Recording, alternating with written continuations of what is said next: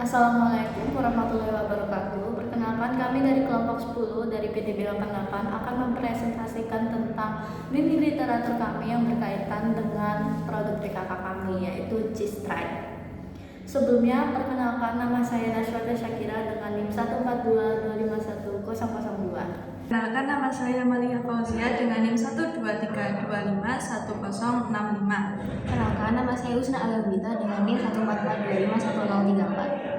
Perkenalkan, nama saya Vanessa Dastora dengan NIM 414251107. Jadi, perkenalkan, nama saya Adida Rahmamalia Ramadan dengan NIM 1512511068. Perkenalkan, nama saya Sedika Lufita Ayudia. Di sini saya akan mempresentasikan tentang artikel yang saya teliti dari How Do Product Innovation, Internet Marketing, and Brand Identity Affect Business Performance of Small and Medium-Sized Agri-Food Processing. Di sini penulisnya ditulis oleh Septiani, Sarma, dan Najib yang dipublish pada tahun 2024. Di sini kata kuncinya yaitu inovasi produk, kewirausahaan, internet marketing, brand identity, dan UMKM kuliner. Di sini saya akan membacakan tentang latar belakang studinya terlebih dahulu. Untuk problem penelitian di sini, artikel ini membahas rendahnya kinerja banyak UMKM pangan yang disebabkan oleh kurangnya inovasi produk dan pemasaran digital yang tidak merata serta identitas mereka yang tidak konsisten. Jadi di sini gap penelitiannya adalah masih sedikit riset yang menguji ketiga variabel tersebut secara simultan terhadap performa bisnis. Lalu lanjut ke pertanyaannya adalah bagaimana pengaruh produk innovation, internet marketing, dan brand identity terhadap business performance UMKM agri-food processing. Lalu selanjutnya ada hipotesis. Di sini ada beberapa hipotesisnya, yaitu inovasi produk berpengaruh positif terhadap kinerja bisnis, pemasaran berbasis internet meningkatkan keterjangkauan dan pasar dan performa usaha. Lalu ada juga identitas mereka yang kuat, memperkuat dan meningkatkan penjualan. Lalu ada juga di sini cakupannya, yaitu studi dilakukan pada UMKM pengolahan di sektor agri-food processing di beberapa wilayah di Asia Tenggara. Konteksnya relevan untuk penerapan pada UMKM makanan modern dan juga di Serpok seperti kewirausahaan kami, yaitu Cheese Strike. Lalu di sini kita akan membahas dari metodologi, yaitu pertama dari desain. Di sini penelitian kuantitatif dengan survei terstruktur penulis menggunakan pendekatan structural equation modeling atau SEM untuk menganalisis hubungan antar variabel. Lalu kedua ada karakteristik. Di sini pemilik atau pengelola UMKM pangan skala kecil sampai menengah dengan rata-rata usia mulai dari 2 sampai 25 tahun. Mayoritas bergerak dalam produk pangan pengolahan yang memerlukan inovasi dan pemasaran digital. Lalu di sini ada variabel yang diteliti dan pengukurannya. Di sini produk innovation diukur melalui pengembangan rasa, kemasan, dan keunikan produk. Lalu yang kedua ada internet marketing. Di sini diukur melalui intensitas penggunaan media sosial, efektivitas konten, dan kanal digital. Lalu selanjutnya di sini ada brand identity. Di sini diukur melalui elemen visual, konsistensi pesan, logo, dan diferensiasi. Lalu lanjut di sini ada business performance yang terakhir, yaitu diukur melalui penjualan, pertumbuhan pelanggan, dan juga profitabilitas. Ini saya akan membahas tentang teknik analisis. Di sini untuk SEM-PLS atau partial least square, yaitu digunakan untuk melihat pengaruh langsung dan tidak langsung antar variabel. Lalu selanjutnya di sini adalah temuan penelitian. Di sini temuan penelitian dari inovasi produk, yaitu kinerja bisnis positif and significant UMKM dengan inovasi rasa atau kemasan yang konsisten memiliki penjualan lebih tinggi. Lalu ada juga internet marketing. Di sini kinerja bisnisnya aktivitas promosi digital, peningkatan jangkauan pasar, dan keputusan pembelian. Lalu ada juga brand identity. Di sini kinerja bisnisnya yaitu identitas visual dan pesan branding yang konsisten memperkuat loyalitas pelanggan. Lalu ketiga variabel tersebut secara simultan memberikan pengaruh paling besar terhadap performa usaha. Jadi saya akan membahas tentang pembahasannya, yaitu inkonsistensi. Di inkonsistensi ini tidak ditemukan argumen kontra dalam literatur lain yang sangat kuat. Namun, beberapa penelitian menyebut bahwa internet marketing efektif hanya jika konten dikelola secara intensif, yang menjadi tantangan bagi UMKM kecil. Lalu dengan limitasinya di sini studi fokus pada UMKM agri-food konteks dessert modern seperti cheese tray perlu adaptasi teknis. Di sini instrumen pengukuran brand identity masih bersifat umum dan tidak memasukkan variabel biaya produksi dan modal penting untuk usaha kecil bagi mahasiswa. Di sini kami akan menjelaskan tentang mini literatur kita dari jurnal yang judul Analisis Preferensi Konsumen Produk Makanan Berbahan Keju.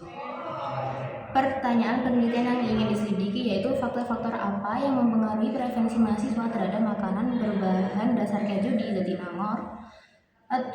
Lalu kata kuncinya preferensi konsumen, marketing, dan pengambilan keputusan bisnis. Mulai dari metadata artikel, penulisnya yaitu ada Muhammad Arfin Adli dan Nurillah Jamil Akmawati Novel pada tahun 2025. Latar belakang studi, dari problem penelitian yaitu terdapat kesenjangan dalam pemahaman spesifik mengenai preferensi konsumen keju di Indonesia, terutama di Jatinangor. Dan itu belum banyak penelitian yang menyoroti preferensi dari perspektif generasi muda atau mahasiswa secara mendalam. Kemudian pertanyaannya, apa alasan mahasiswa memilih makanan berbahan dasar keju berbasis karakteristik budaya, sosial, pribadi, ekonomi, dan psikologis? Lalu hipotesisnya tidak disebutkan secara eksplisit. Penelitian ini merupakan studi deskriptif kualitatif yang berfokus pada eksplorasi dan pemahaman mendalam, bukan pengujian hipotesis. Lalu cakupannya, penelitian ini berfokus pada mahasiswa di daerah Jatinangor dengan lokasi penelitian yang dipilih secara sengaja atau purposif di Universitas Padjadjaran. Lalu masuk di bagian metodologi, desainnya yaitu penelitian ini menggunakan desain penelitian deskriptif dengan metode kualitatif. Pada bagian metodologi, yaitu karakteristiknya, subjek penelitian adalah mahasiswa di Jatinangor yang dipilih secara purposif. Kriteria pemilihan termasuk tingkat konsumsi makanan berbahan dasar keju dan kesediaan mereka untuk berbagi pengalaman secara terbuka.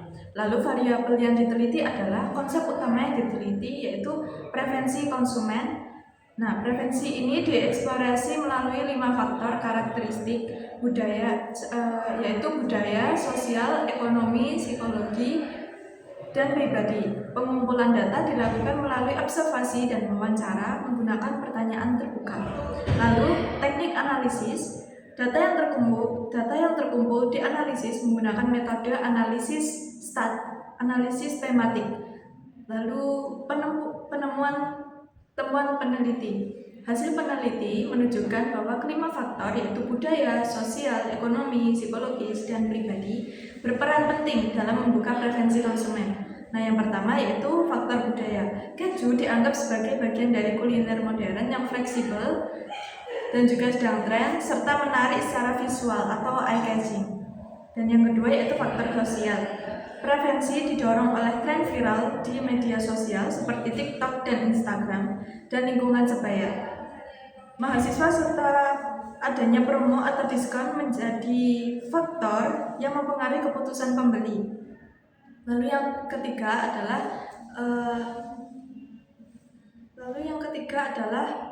faktor ekonomi. Harga yang relatif terjangkau bagi mahasiswa serta adanya promo atau diskon menjadi faktor yang mempengaruhi keputusan pembeli.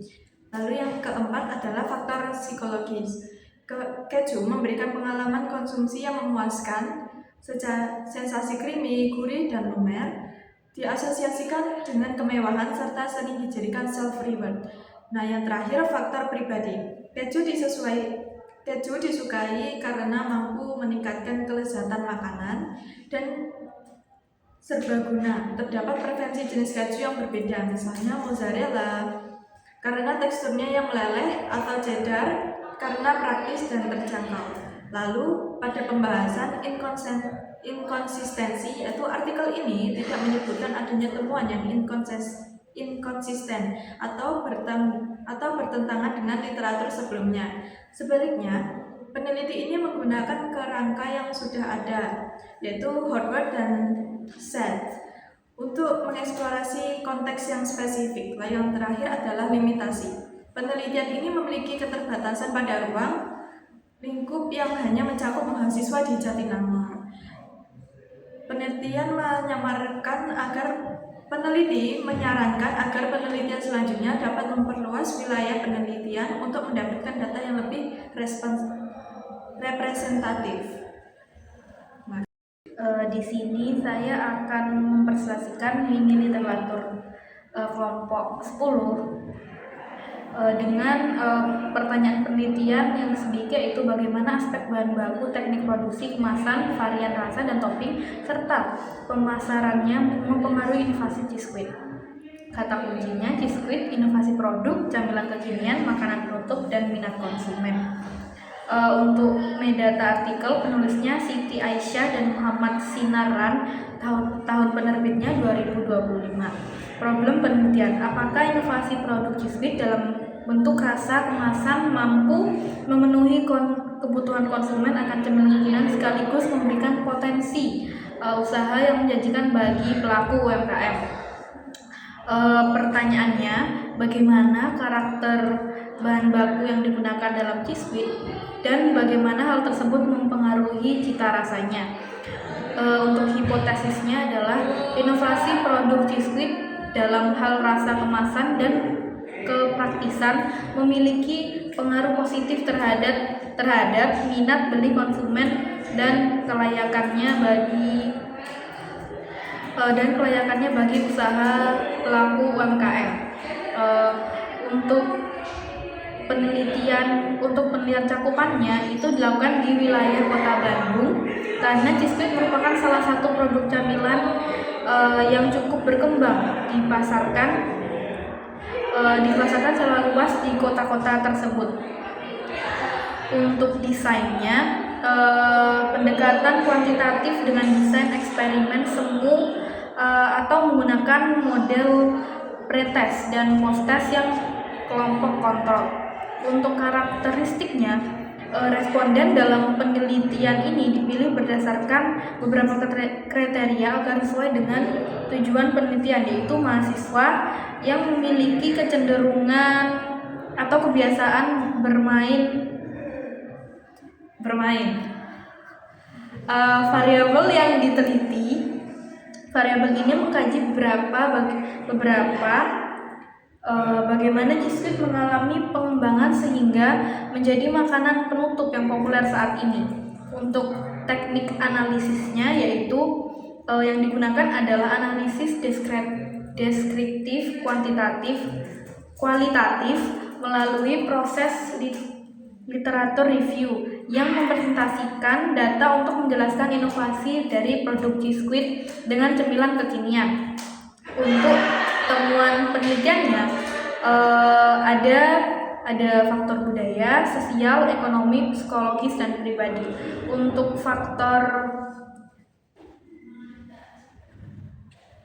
faktor budayanya, Cisquit ini diterima dengan baik karena masyarakat Indonesia memiliki budaya cemilan dan dessert yang dikembangkan terutama pada perayaan kecil. Untuk yang kedua, faktor sosial. Media sosial menjadi pendorong utama tren Cisquit karena keinginan konsumen untuk mengikuti tren kekinian dan membagikan makanan estetik secara online. Untuk faktor ekonomi, Cisquit menjadi peluang usaha kuliner karena biaya produksinya rendah namun nilai jual cukup yang tinggi sehingga menguntungkan bagi UMKM. Yang keempat, faktor psikologis atau pribadi. Konsumen memilih Cisquit karena memberikan kepuasan dan kenyamanan emosional melalui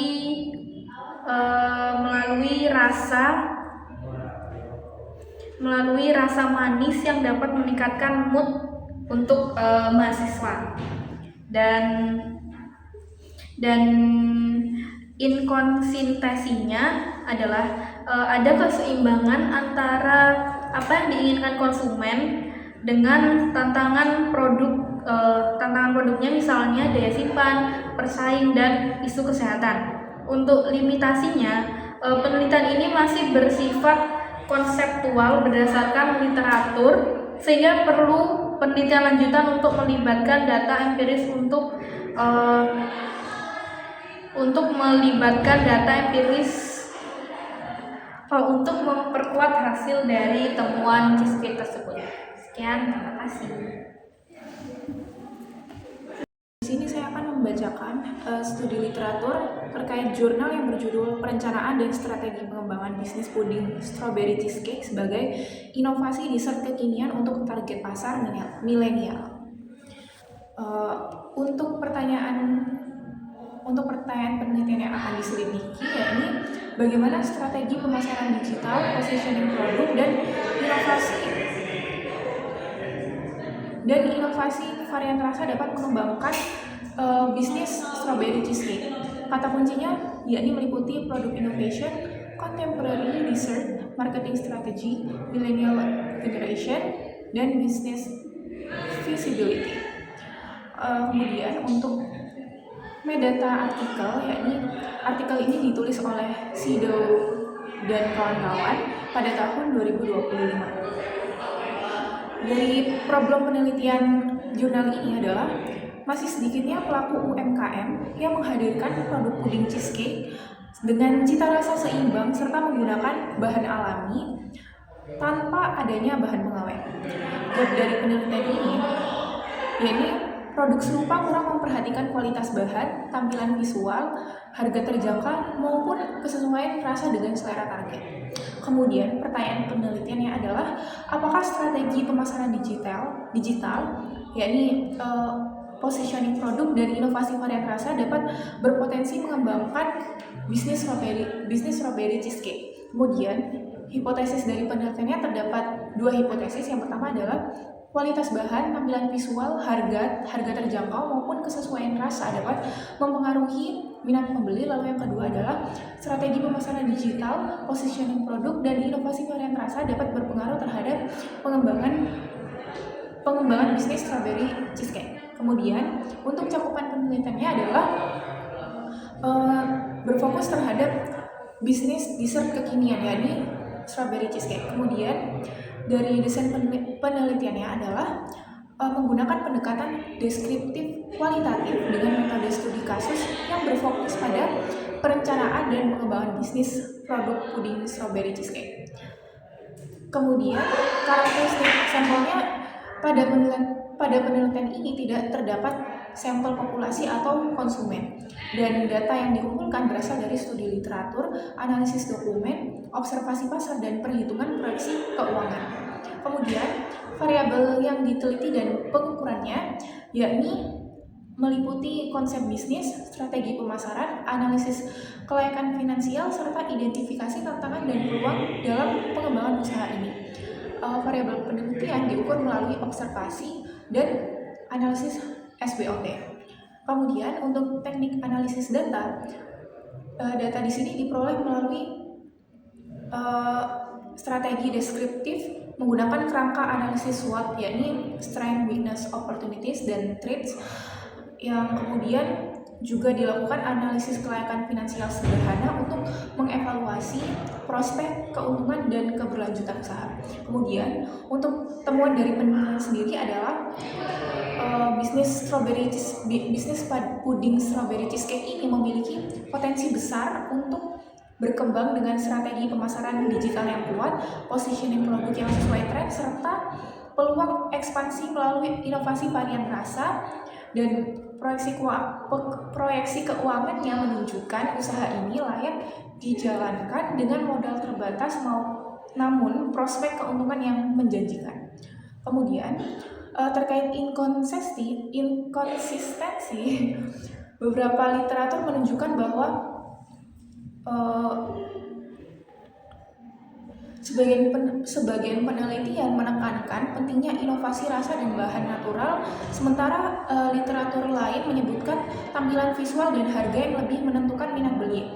Terdapat pula perbedaan pendapat mengenai efektivitas pemasaran digital bagi UMKM kuliner, dan yakni beberapa menyatakan sangat efektif, sementara lainnya menilai keberhasilan terbatas, sehingga terdapat perbedaan pernyataan antara penelitian yang diteliti saat ini dengan penelitian lainnya.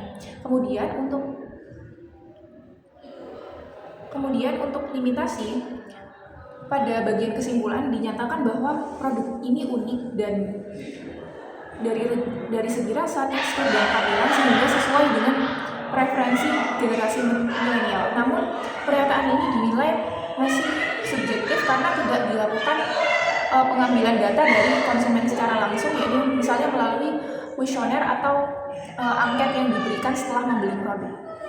Sekian dari saya, terima kasih. Nah, untuk studi literatur selanjutnya yaitu judulnya adalah pengaruh kualitas makanan, kualitas layanan, dan perspektif harga terhadap minat beli ulang pada restoran XYZ Surabaya. Nah, pertanyaan penelitian yang ingin diselidiki yaitu bagaimana kualitas produk, kualitas layanan, dan harga dapat mempengaruhi minat beli. Nah, untuk kata kuncinya yaitu kualitas layanan, kualitas makanan, minat beli ulang, dan perspektif harga. Nah, untuk metadata artikel yang penulis yaitu Syaputra dan untuk tahunnya 2024. Nah, lalu selanjutnya ada latar belakang studi. Yang pertama ada problem penelitian. Nah, penelitian ini dilatar belakangi oleh fenomena meningkatnya persaingan bisnis kuliner di kota besar seperti Surabaya serta perubahan gaya hidup masyarakat yang cenderung makan di luar rumah. Dalam konteks ini, minat beli ulang konsumen menjadi indikator penting keberhasilan restoran. Masalah penelitian ini berakar pada kebutuhan bisnis restoran untuk mempertahankan pelanggan di tengah persaingan tinggi. Nah, untuk pertanyaan penelitiannya, apakah kualitas makanan, kualitas layanan, dan persepsi harga berpengaruh terhadap minat beli ulang konsumen di restoran XYZ Surabaya? Untuk hipotesis penelitiannya, kualitas makanan memiliki pengaruh positif dan signifikan terhadap minat beli ulang. Lalu, yang kedua, kualitas layanan memiliki pengaruh positif dan signifikan terhadap minat beli ulang. Yang ketiga, persepsi harga memiliki pengaruh positif dan signifikan terhadap minat beli ulang. Untuk cakupan penelitian yaitu restoran XYZ yang berlokasi di Surabaya dengan 2 cabang, Surabaya Barat dan Surabaya Selatan. Fokus pada industri kuliner, khususnya restoran yang menyajikan seafood dan Chinese food. Untuk metodologinya, yang pertama, desain penelitian. Penelitian ini dilakukan dengan kuantitatif dengan survei yang terstruktur. Penulis menggunakan pendekatan kuantitatif dengan teknik analisis partial least square melalui software Smart PLS. Nah, untuk karakteristik sampelnya, konsumen yang pernah berkunjung dan makan di restoran XYZ minimal 1 kali dalam 6 bulan terakhir, yaitu Juli sampai Desember 2023. Lalu, responden yang berusia minimal 17 tahun. Nah, untuk variabel yang diteliti dan pengukurannya itu, yang pertama ada variabel bebas, yaitu kualitas makanan, kualitas layanan, dan yang ketiga harga. Lalu, selanjutnya ada variabel terikat, yaitu minat beli warga. Pengukurannya menggunakan kuesioner atau survei online. Lalu yang selanjutnya ada teknik analisis data. Penelitian ini menggunakan SEM PLS, yaitu partial least square, digunakan untuk melihat pengaruh langsung dan tidak langsung antar variabel. Lalu untuk temuan penelitiannya, ketiga variabel yaitu kualitas makanan, kualitas layanan, dan persepsi harga terbukti berpengaruh positif dan signifikan terhadap minat beli ulang konsumen di restoran XYZ Surabaya. Ini menunjukkan bahwa untuk mempertahankan pelanggan, restoran perlu menjaga kualitas produk, meningkatkan layanan, dan menetapkan harga yang sesuai dengan ekspektasi konsumen. Lalu untuk pembahasannya, apakah ada inkonsistensi? Nah, berdasarkan telaah terhadap isi artikel, tidak ditemukan inkonsistensi besar antara rumusan masalah, hipotesis, metodologi, dan hasil penelitian. Nah, untuk limitasinya, penelitian ini memiliki beberapa keterbatasan yang perlu diperhatikan. Nah, pertama, ada ruang lingkup penelitian yang hanya mencakup restoran XYZ yang berlokasi di Surabaya. Kedua, jenis restoran yang diteliti berfokus pada sajian seafood dan Chinese food. Yang ketiga, pengumpulan data dilakukan dalam periode terbatas, yaitu Juli hingga Desember 2023. Yang keempat, Metode survei dilakukan secara online melalui media sosial yang berpotensi menghasilkan bias karena hanya menjangkau responden yang aktif secara digital.